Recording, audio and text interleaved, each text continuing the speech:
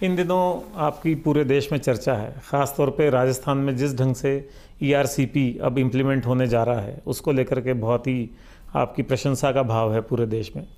जो मुद्दा बरसों से अटका हुआ था मध्य प्रदेश और राजस्थान के बीच में, और पिछले विधानसभा चुनाव में तो मुद्दा इतना गर्मा गया था कि गहलोत सरकार को ये कहना पड़ा कि केंद्र सरकार जानबूझकर इस योजना को लागू नहीं करना चाहती है और राज्य खुद अपने संसाधनों से इस योजना को लागू करेगा। तो ये हालात बन गए थे। तो इस योजना को जो इतने समय से अटकी हुई थी, इतनी राजनीतिक विवाद की चीज़ थी, आपने 7 घंटे में कैसे सुलझा दिया इसको? देखिए, ऐसा नहीं है कि 7 घंटे में कोई चीज़ सुलझ सकती है। Eastern Rajasthan canal project Vasundhara ji की सरकार के समय में 2017 में उन्होंने कंसीव किया था। 2017 के अंत में, नवंबर 2017 में इसका DPR बनाने का टास्क जो है तत्कालीन जल संसाधन मंत्रालय के तहत काम करने वाले वेबकॉस को दिया गया था।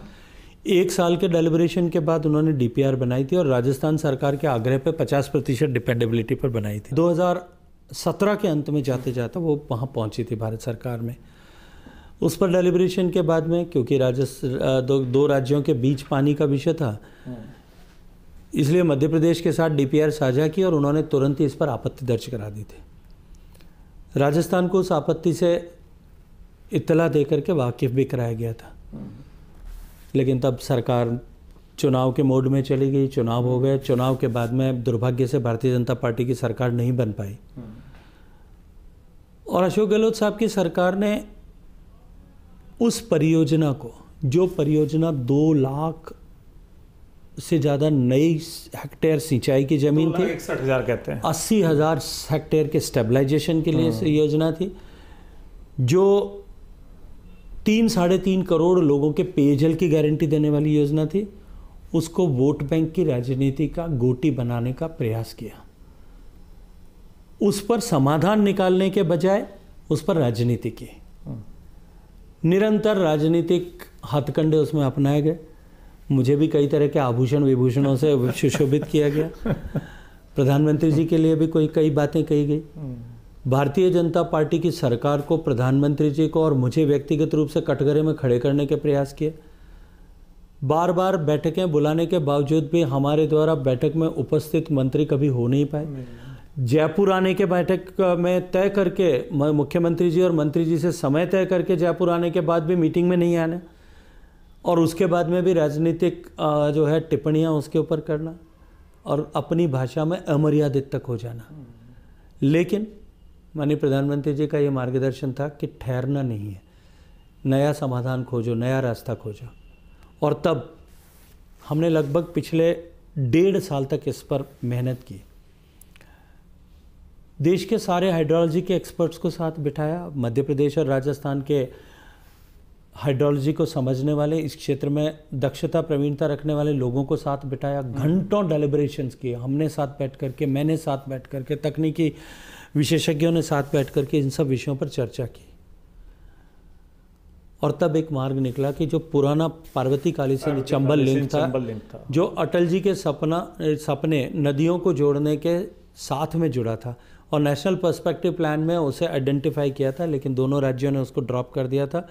उसको और प्रपोज DRCP दोनों को जोड़ करके एक नदी जोड़ने की नई जो है परियोजना का हमने कल्पना की और दोनों राज्यों के बाद इस चर्चा की। दोनों राज्यों के अधिकारियों के स्तर पर चर्चा हुई, एडिशनल चीफ सेक्रेटरीज के लेवल तक भी चर्चा हो गई थी और दोनों ने सहमति भी प्रदान कर दी थी सैद्धांतिक रूप से। लेकिन आदरणीय गहलोत साहब के लिए ये प्यासे कंठों को की प्यास बुझाने के बजाय वोट लेना प्राथमिकता थी और ये पाप उन्होंने किया जिसकी सज़ा उनको मिली। लेकिन चुनाव के समय में भी, चुनाव के पहले भी मैंने कहा था, परिवर्तन यात्रा के समय में भी मैंने कहा था कि हमारी सरकार बनेगी जो अवश्यंभावी है और उसके 1 महीने में दोनों राज्यों के बीच में इस समझौते को करके हम इस परियोजना को लागू करने की दिशा में आगे बढ़ेंगे। और मुझे अत्यंत प्रसन्नता है और मैं अभिनंदन करना चाहता हूं प्रधानमंत्री जी का कि जिनके इंटरवेंशन के बिना ये संभव नहीं था, मध्य प्रदेश के सम्मानीय मुख्यमंत्री मोहन यादव जी का कि उन्होंने अपनी सरकार को तत्परता के साथ में इस पर नियोजित किया, और माननीय मुख्यमंत्री राजस्थान का भजन लाल जी का भी कि इन दोनों ने बैठ करके भारत सरकार के साथ समझौता किया और उससे पुराने 13 जिले या आज की अवस्था में 21 जिले, उन 21 जिले के 3.5 करोड़ लोगों को पीने के पानी की सुरक्षा अगले 50 साल के लिए मिलेगी। इसी तरह से मध्य प्रदेश के 13 जिले भी, मुरैना से लेकर के उज्जैन तक, चंबल का क्षेत्र और मालवा का क्षेत्र जो कंपैरेटिवली सूखा क्षेत्र है, जहां पीने के पानी का संकट है, वहां पीने के पानी की सुविधा मिलेगी।